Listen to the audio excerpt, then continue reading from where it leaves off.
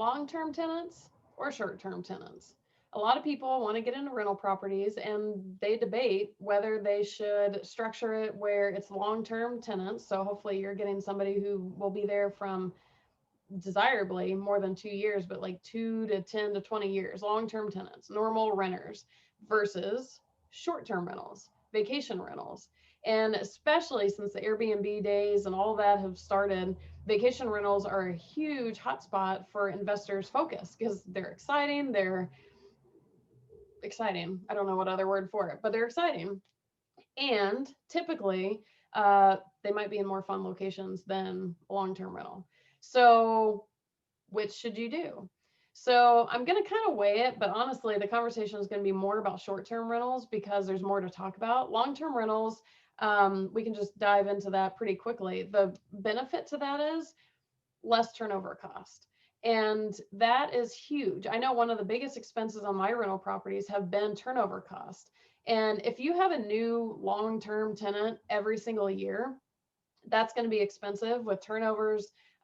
That's why I kind of encourage getting slightly nicer rental properties, hopefully ones that still cash flow. But you want to try and attract families or people who are going to stay somewhere longer. The more transient they are, the more expensive it's going to be. But the benefit about long-term tenants is probably a little bit obvious. Um, you're just kind of hands off. That's huge because, if you have a decent property that's in decent condition and tenants who aren't tearing things up all the time, you could go years almost and not even have to hear from that tenant. Sure, you're getting the rent payments or whatever, but if a tenant's taking care of a property, you can be pretty hands off. Again, if you get a lesser quality property and there's lots to do on it, repairs, or you have tenants who are messing things up, it can be a very high maintenance situation. But ultimately, long-term tenants, you can be pretty hands off, assuming it's all set up correctly. That's just kind of the discussion about long-term tenants. So now let's compare that to the option of having short-term tenants.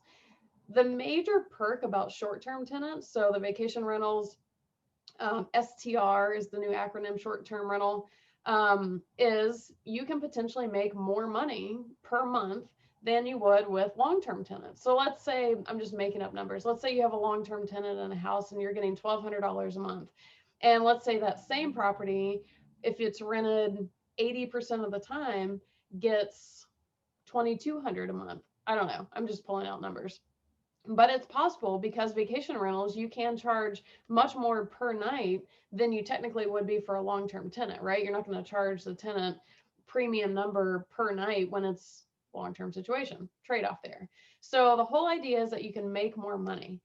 So what's the downside or what's the downfall or the trade-off?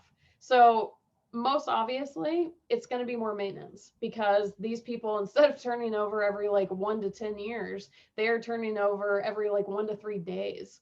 And also too, assuming you're furnishing this place too. So you're gonna have to go in, change all the sheets, clean everything, and you can hire a management company. There's a lot of vacation management companies now who will do all of this, but you want to make sure to run the numbers on that because what's it going to do to that cash flow? So ultimately, the most obvious is that it's just going to be higher maintenance and it's constant. So whether it's you managing the bookings or whatever, and those management companies are going to charge a lot more than your typical property manager for a long-term situation. So again, run those numbers. But here's a couple other things. I oddly hear a lot of people talk about wanting to make a property a vacation rental when it's in a location that I don't really know why anybody would be getting a vacation rental. Sure, Airbnbs, people travel for work, but if it's not a hugely traveled area, I think of Atlanta. I actually had a friend who was running a really good Airbnb business there, and the occupancy there was ridiculous because Atlanta has tons of conferences. Well, not during 2020 with COVID, but normally there's tons of conferences. There's tons of college kids. College kids have their families going. Like there were so many reasons for people to be in Atlanta. He was constantly booked. But if you're out in like the outskirts of Indianapolis near nothing, who are going to be your vacationers exactly? So always think about that. But ultimately, the trade-off is going to be how much maintenance you're dealing with. But here's one thing that I really recommend people also think about with short-term rentals.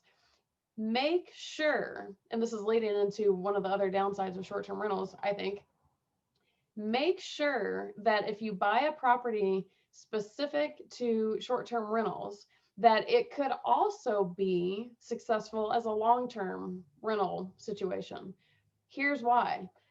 I'm in Los Angeles. I'm on the west side of Los Angeles. Airbnb is outlawed here. And VRBO, there is no Airbnb. I think VRBO is also outlawed. I don't know. I know for sure Airbnb, it's gone from the west side of Los Angeles. There are so many people protesting Airbnb, hotel owners, all that kind of stuff. In our case, it's supposedly a housing situation because so many people are buying properties to make short-term rentals. There's not enough housing for long-term people.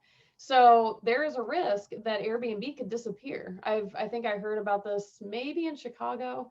Some of the bigger cities are either banning it or putting restrictions on it, like how much you can do it. So you want to make sure that you have the option, in my opinion, to convert it into a long-term situation. Because if you don't, well, hello, 2020 happens with a worldwide pandemic and people stop traveling. You need that conversion option, I think. So pros and cons, again, it's not a long list. Long-term tenants are going to pay you less, but hopefully they're going to be there for a much longer amount of time, saving you turnover costs, saving you hassle, saving you headache. You could hopefully be nearly completely hands-off with the right tenant, the right property. Short-term can be more profitable, but the trade-off for that is higher maintenance, more turnover, or you're going to be paying more to a property management company to manage the vacation. And you're also at risk, in my opinion, for losing the ability for it to be a vacation home, whether it's a temporary thing like COVID stopping travel, or like in LA, the West Side Airbnb's been outlawed for the most part.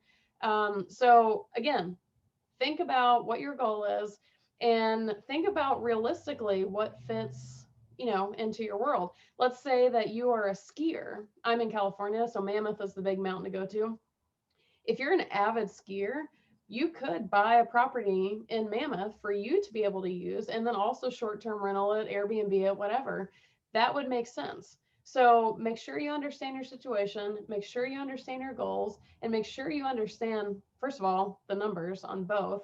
And what could be profitable as a short term does not necessarily mean it'd be profitable as a long term, especially when we're talking about vacation destinations. So always think about the numbers and really weigh out what makes the most sense for you. There's no wrong answer necessarily. It's all going to be based on your situation. But hopefully those considerations at least give you something to think about.